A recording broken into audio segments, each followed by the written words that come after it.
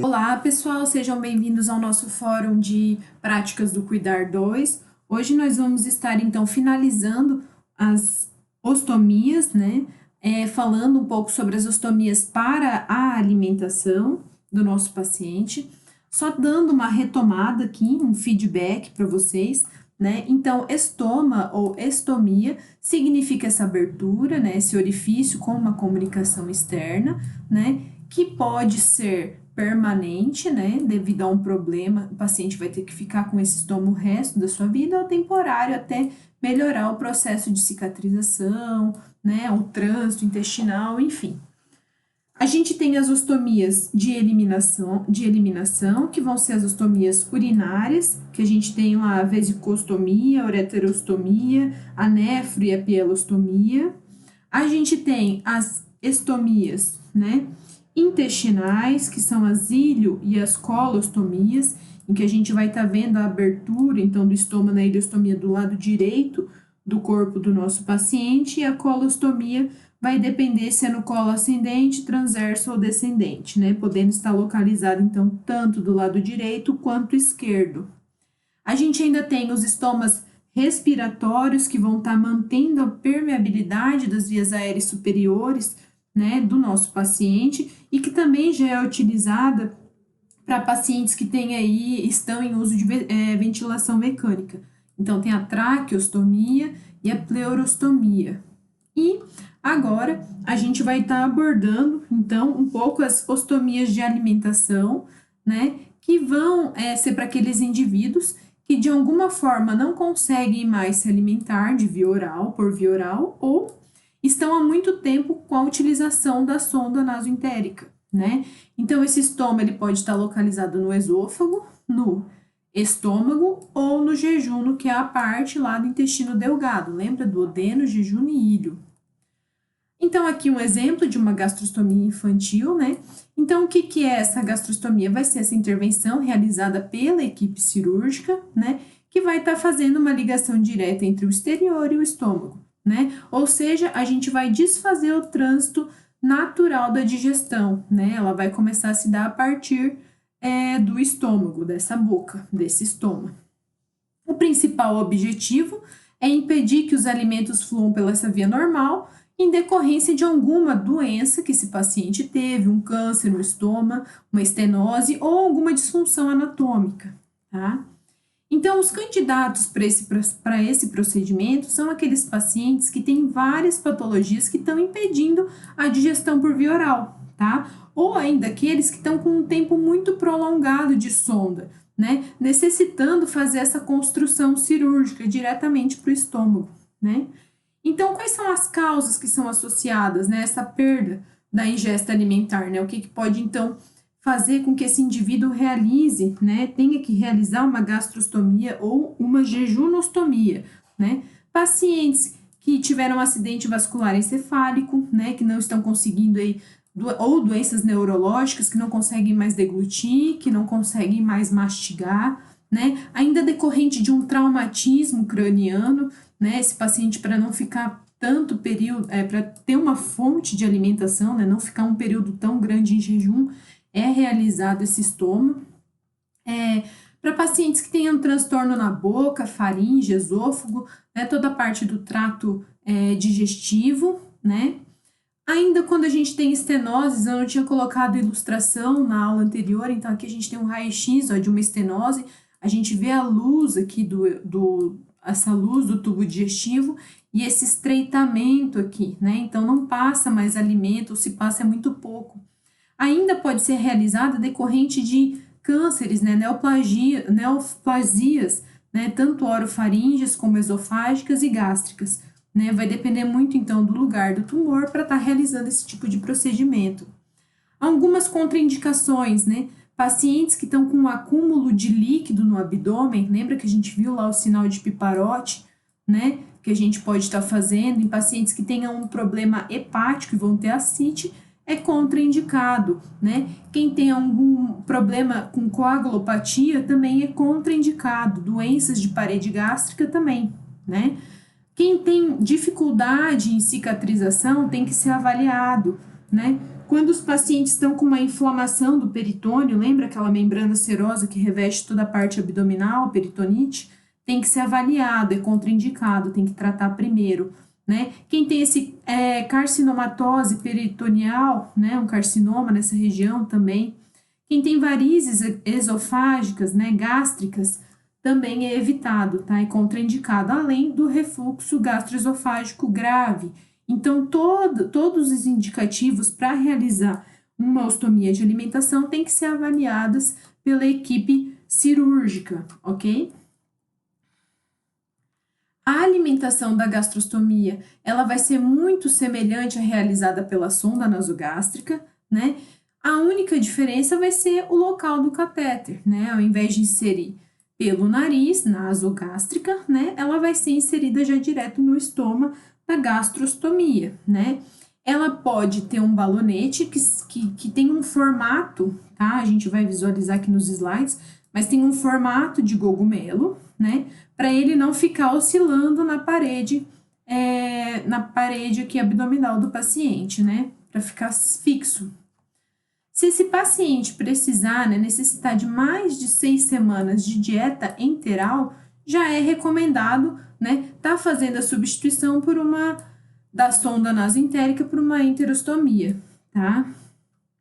Pensem assim, a gastrostomia, os alimentos quando chegam no estômago, eles ainda vão passar por um processo de digestão maior, né, do que ir direto, né, para o jejum, né, que já deveria ter uma degradação maior dos alimentos. Então, a gastrostomia, ela permite o uso de uma dieta caseira, né, de uma dieta artesanal, né, pode ser utilizada e deve ser utilizada para a gente manter esse trânsito funcionante, porque deixar essa parte toda não funcionar se o paciente estiver bem, né? Para aqueles pacientes que não têm risco de aspiração, tá? Tem a vantagem de permitir, então, a alimentação em bolos, né? O que é isso? Quando eu pego uma seringa e infundo essa seringa, né, em bolos, né, em quantidades maiores, né? Não vai estar em bomba de infusão, não vai estar com conta-gota. Já a jejunostomia, isso quer dizer o quê? Que recebendo em bolos, esse paciente não vai passar mal, né? Se eu fizer uma administração em bolos no paciente que está com uma jejunostomia, ele pode ter náuseas, ele pode ter vômito, né? Ele pode não se sentir bem. Então, por isso que tem que ter uma infusão contínua, normalmente por bomba, tá? Em relação, então, aos cuidados, né? Aqui a gente tem algumas imagens, né? Quando esse paciente vai ir para o centro cirúrgico, né? O primeiro momento vai ser realizado um curativo oclusivo. Só que esse curativo oclusivo, ele vai ficar em torno de 72 horas. Depois, se tiver tudo ok, esse novo trânsito já vai poder começar a ser utilizado, tá? Então, o curativo, ele vai ser trocado conforme a necessidade. Mas ao redor do curativo, né, a verificação de como está o estômago tem que ser constatado diariamente, tá? Às vezes mais de uma vez no dia. Tem que se ressaltar aqui, né, conforme também nas colostomias, não está utilizando substâncias irritantes na pele do paciente, né? E sempre está verificando as condições do estômago, né? E a verificação de sinais flogísticos, né? Edema, exudato, hipergranulação, algumas complicações que podem acontecer. Aí ainda em relação a mais cuidados, né? Sempre manter esse estômago limpo, esse estômago seco, né? Manter a integridade do balão, né? Ver se esse balão ele está funcionante, esse balão em formato de cogumelo, a gente já vai ver a imagem ali ao final, né? E principalmente sempre seguir as recomendações do fabricante. Então, dependendo do fabricante, tem determinadas orientações, o enfermeiro tem que estar atento, né? A gente fala que a maturação do estômago, ou seja, esse processo de cicatrização e de adaptação do estômago, ele dura em torno de 2 a 3 semanas, né? E a troca, professora? A troca dessa sonda, ela só é feita em casos de sinais de degradação, então ela pode ficar um longo período, né? Se a gente tiver uma obstrução irreversível, ou seja, mesmo administrando 20 ml de água morna, não fez a desobstrução, né? Ou se não tem mais certeza que essa sonda está no local correto, tá? Ainda conforme a orientação do fabricante, né? Um cuidado extremamente importante, né? É lavar sempre essa sonda com uma seringa de 20, né? Antes e depois de cada procedimento, né? Desde a administração de medicações quanto de alimentos. Por quê? Para evitar de essa sonda estar entupindo, tá? Então, aqui a gente tem alguns dispositivos. Esse seria o cogumelo, né? Que mantém o estômago, né, a cânula dentro da parede abdominal, aqui seria o abdômen, né, do nosso paciente, e aqui seria a parte exterior, né. Então, a gente tem várias marcas aí, né, com 2, 3 entradas, tá? Vai depender muito do fabricante. Ainda, continuando em relação aos cuidados com o nosso paciente, sempre quando a gente for estar administrando alguma dieta, né, elevar a cabeceira dele, né, pelo menos 30 graus, alguns autores falam 45, outros 30, então o mínimo seria 30, ok? Suspender a administração da dieta quando estiver realizando o procedimento, tá dando um banho no leito, né, paciente acamado. Para a infusão lá, passa água, espera fazer todo esse manuseio com o paciente e depois retoma a administração da dieta, tá? Para evitar broncoaspiração.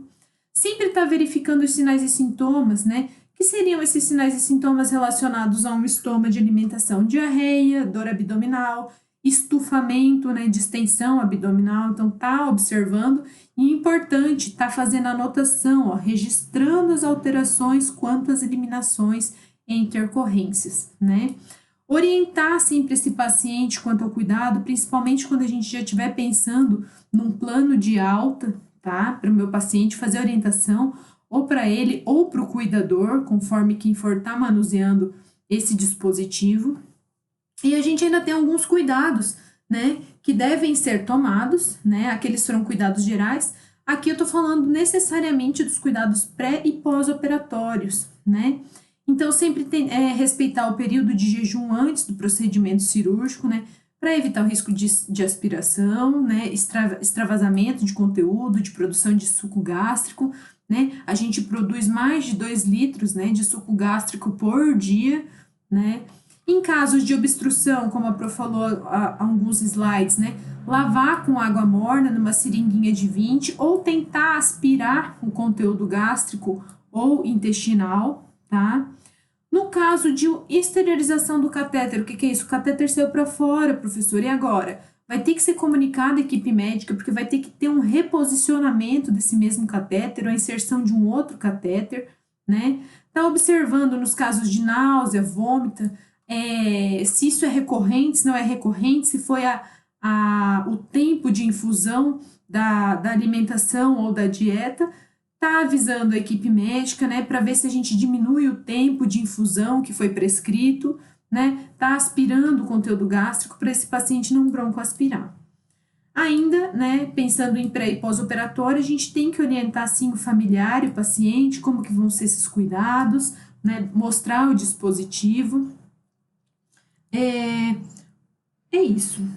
Se tiverem alguma dúvida, tá? Pode mandar mensagem no fórum, na sala de café, mandar um e-mail para Pro, tá? Um beijo.